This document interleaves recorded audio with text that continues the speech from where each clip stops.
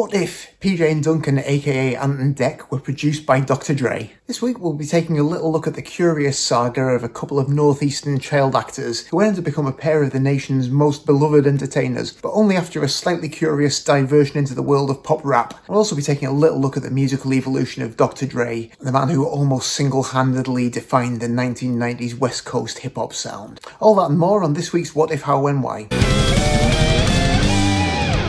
Hi, I'm Morgan Brown, and every Monday I upload a new What If video to my YouTube channel. And then on Wednesdays I produce one of these companion videos where I discuss the artists and genres involved in the What If video, and also share a little bit of my creative process. The idea of these videos is that each week I pick a popular song and imagine an alternative universe in which some change of circumstances causes that song to come out completely different from the version we know and love. I then take the original lead vocal of that song and record a new backing track to it using just GarageBand and whatever instruments I have to hand in order to bring that alternative version of the song to life. So the song I picked this week was Let's Get Ready to Rhumble by PJ Duncan AKA and Deck. And I attempted to transform that into a Dr Dre-style production, so if you haven't had a chance to listen to that yet, here's a little taster. Sit back, rap it back, don't take no flack. Rhyme in time to the rhythm of the track. I'm Declan, a duo, a twosome. So many lyrics, we're frightened to use them. So many lyrics, we'll keep them in stores. We've even got them coming out of our pores. Your father, your mother, your sister, your brother. Everyone's got to be an AKA lover. It's the motivation, we can cause a sensation. Give us the aspiration, we can cause a sensation. Give us the girl stop speed, give us the girl stampede. Style and smile and everybody but quietly. Let's get ready to rumble. Let's get ready to rumble. Get ready, get steady, and rumble. Everybody rumble. Now, if you live in the UK, Ant and Dec have been such fixtures of mainstream Saturday night TV for so long that it's quite easy to forget that they ever did anything else, because they are generally widely known as just TV presenters, not quite comedians, but likeable, engaging personalities who can be counted on to host a big budget Saturday night entertainment spectacle. But anyone of around my generation will obviously remember them from a little bit further back than that, because the first time we all encountered them would have been way back in the 90s in the kids TV show Byker Grove, which at the time was a pretty cool show. Obviously a lot of kids TV at the time had been pretty middle class and London centric, and Byker Grove broke the mold just by focusing on working class characters in the northeast of England. So the Byker Grove of the title is a youth centre in the biker area of Newcastle. Amongst the many memorable characters in there were this pair of young scamps, PJ and Duncan, played by Ant McPartlin and Declan Donnelly. And they quickly became popular characters, definitely considered to be something of a pair of heartthrobs to young girls at the time. And it's probably that prompted someone in management to think that maybe they could have a bit of a breakout career in pop. They actually made their first performance as sort of pop artists within the show. It was written into their characters that PJ and Duncan become rappers and perform at the Grove. So in the show they perform this song Tonight I'm Free, which is kind of a rap song, but musically it's actually more of a house thing, as was the style at the time. And that became their first single. It wasn't particularly a hit. I think it crawled into the lower reaches of the UK top 100, but didn't really make much of a dent. I guess for a kids TV spin-off, its performance was encouraging enough to make them think that it was worth pursuing this beyond just the one spin-off single. So the next single, I think Why Me, in a similar vein, comes out, and that charted a little bit higher. I think that broke the top 40, but it was really the third single, Let's Get Ready to Rumble, this week's song, that absolutely catapulted them into sort of proper pop stardom for the time. It's corny as all hell, and they're both dreadful rappers. I'm sure they'd quite happily acknowledge that. Skin-crawlingly cringy lyrics,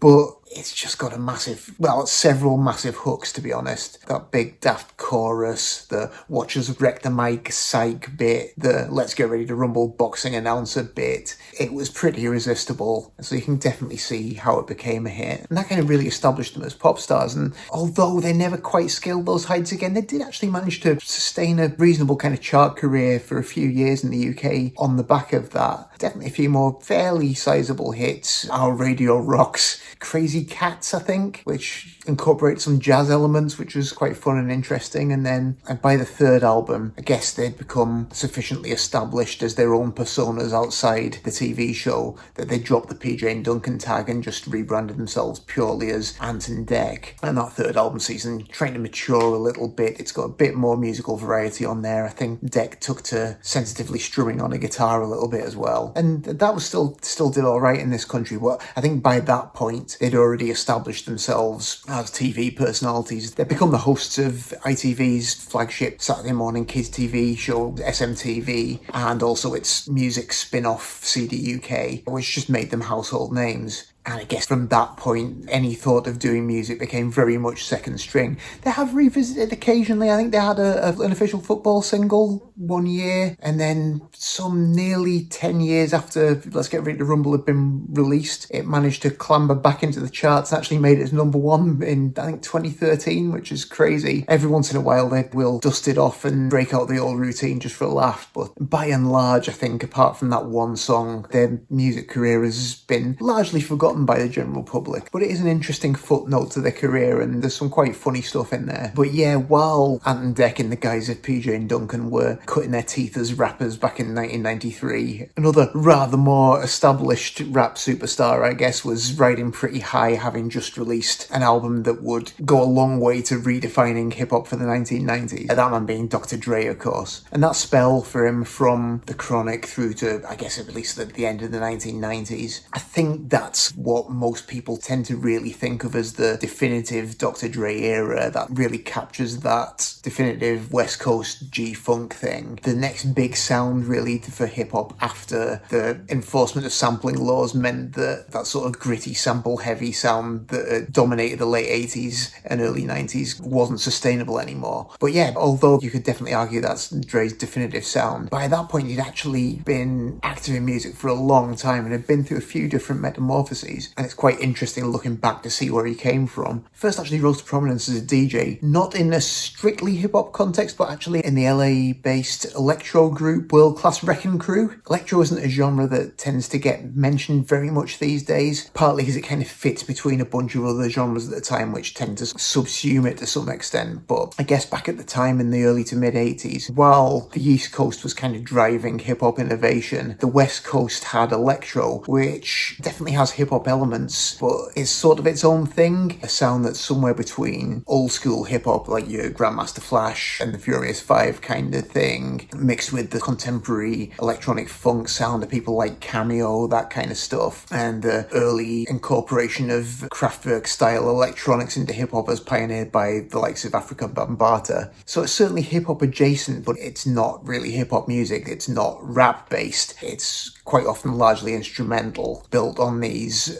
drum machine rhythms. So most often, rather than using samples from old records to create beats, they're recreating break beats digitally using these newfangled drum machines. So still taking influence from older funk music, still taking influence from the pioneers of hip-hop, but very electronic, very digital, very futuristic sounding for the time. And that's what the World Class Wrecking Crew were doing. Dre was largely on the turntables in that group, which also included DJ Yella, and they were really popular on the West Coast for a good few years. But, you know, music's changing, the stuff that's happening over on the East Coast is starting to have a broader influence, and in 1986, I think it was, Dre meets O'Shea Jackson, Ice Cube, and the two start to collaborate, which eventually snowballs into NWA, brings in DJ Yella as well from the World Class Wrecking Crew, and the sound they bring to that is completely different from the World Class Wrecking Crew thing, leaning much more into the hard-hitting, raw, sample-heavy style of production that the likes of the Bomb Squad over on the East Coast are starting to come out with as well. I think one way in which Dre was definitely ahead of the curve with hip-hop production was that before most other people, rather than using using actual samples from things. He started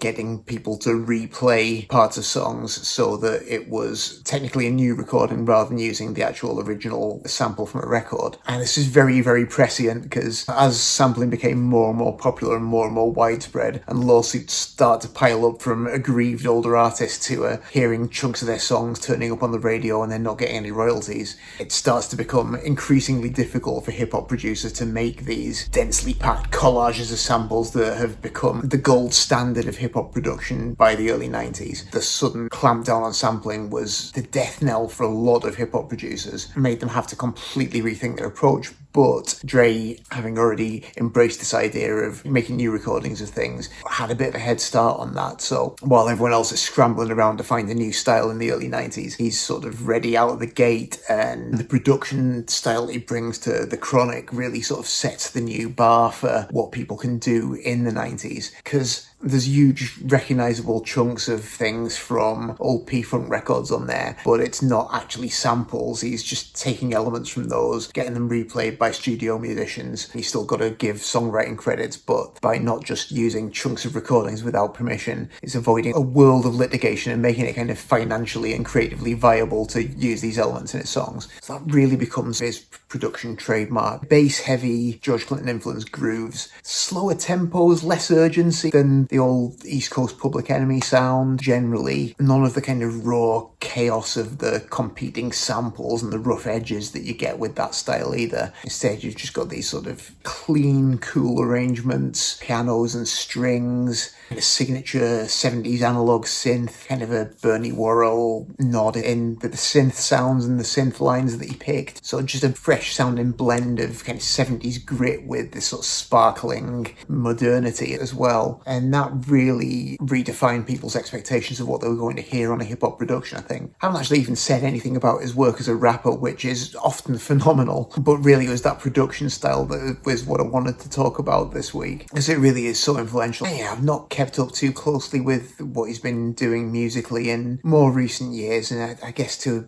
probably a bunch of younger folk today, he might be more known as a headphone magnet than as a producer or a rapper. But yeah, those 90s productions, both his own records and Snoop Dogg, Tupac, Eminem, and so on and so forth, really were completely era-defining. But yeah, anyway, that takes me up to this week's alternative universe scenario. So in my alternate timeline this week, it's 1993. Dre's released The Chronic the year earlier, and he's out on the road promoting it. He's in the UK for some shows, relaxing in his hotel room in the afternoon before a show, and he's just flicking through the TV channels and happens upon an episode of the kids show Byker Grove, just at the point where a musical performance is starting on the screen, and he watches for a few seconds. He's not really into the feel of it. It's got this slightly tinny, low-budget house music thing. He's just about to change the channel, but then these two guys start rapping, and he's transfixed by it. He's not really familiar with the Geordie accent. He's never heard people speaking with a northeastern accent before, and he's certainly never heard people rapping in it, and he's completely fascinated by it. Doesn't change the channel, watches all the way through, and he can't help but start imagining what it might sound like to hear those voices rapping over one of his own signature style beats. Fast forward a few weeks, and Ant and Dec's managers are astonished to receive an invitation from Dr. Dre to go over to LA to record with him, which of course they jump at, and the result of that session is their smash hit Let's Get Ready to Rhumble, which catapults the duo to extremely unlikely hip-hop superstardom. So yeah, in attempting to convert Let's Get Ready to Rhumble into a mid-90s Dre-style production, my first step as ever with these things is just getting the isolated vocal, dropping it into GarageBand, syncing it up to the grid. That done, I lowered the tempo a bit, because the original, it's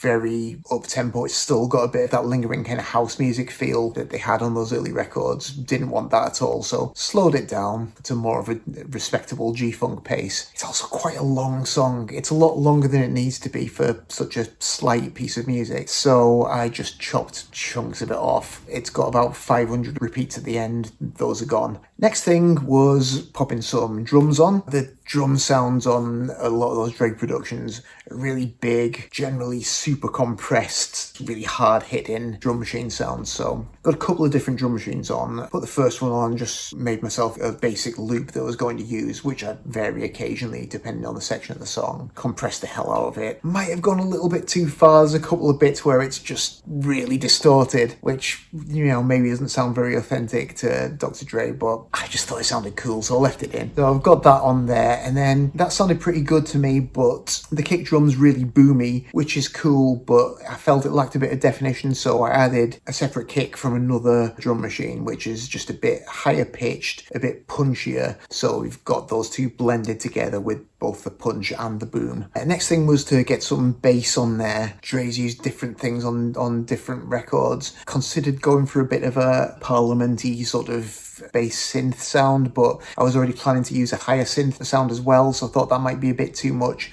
So in the end I went for not an actual electric bass, but GarageBand's approximation of electric bass. Not doing anything very clever, but it's just locking in with that kick drum and really enforcing those low frequencies. And then another thing that tends to happen bass-wise on a bunch of my favourite Dre productions is he'll use the bass end of a piano sound as well, so I've got that in there too, doubling that bass line that I already got on there, and I think that sounds pretty cool.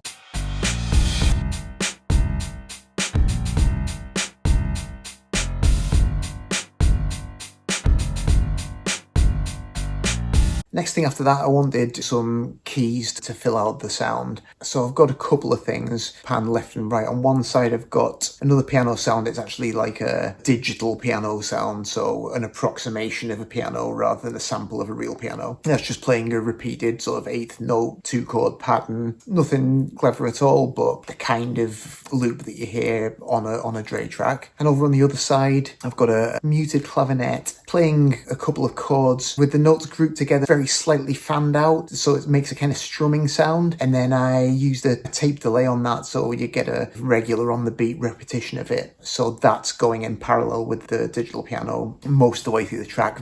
Bits drop out at different points. I then added a couple of different lead sounds. So second clavinet, this one not muted, it rings out a bit more, playing a little spidery, spindly, minor key melody, which I thought was a bit like some of the things you hear on some of those early Eminem productions. So that pops up on a couple of places. And then we've got the high synth part with the swooping kind of portamento between notes, like a proper 70s analog synth sound, a bit like, you know, something you might have heard on an old Parliament record, which again is something that is quite a trademark of a bunch of Dre stuff.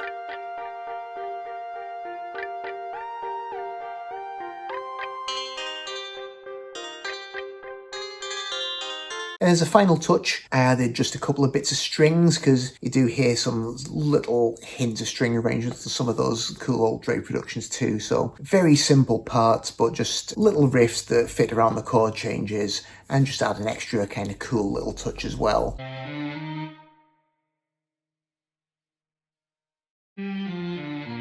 Then for the video, as ever, started out by just finding some performance footage of PJ Duncan doing the song back in the day. I think it's just Top of the Pops, which is always a fairly safe bet for these things. So got that synced up to my track. And then to just try and give it more of the feel of a Dr. Dre production, I wanted to add in some of the kind of things that you'd generally get in a Dre video or a Snoop Dogg video. So that sort of West Coast setting, the party atmosphere, the lowriders. So got some shots of people driving around South Central LA and Compton in the 1990s. Edited some of that in, found some footage of the sort of South Central block party, I think. Just some people having fun, drinking, partying. Edited some of that in, and then found a cool compilation of some lowrider festival. So just loads of amazing looking cars bouncing around on the suspension, and snuck some of that in as well to make a very hastily assembled approximation of a 1990s West Coast hip-hop video. So yeah, I hope you enjoyed this one. It's a bit of a daft novelty one, but I felt like it might be a good laugh, and I had fun trying to at least slightly approximate that old Dr. Dre-style. If you did enjoy it, please like, share, subscribe. All that stuff would really help the channel, and I would greatly appreciate it.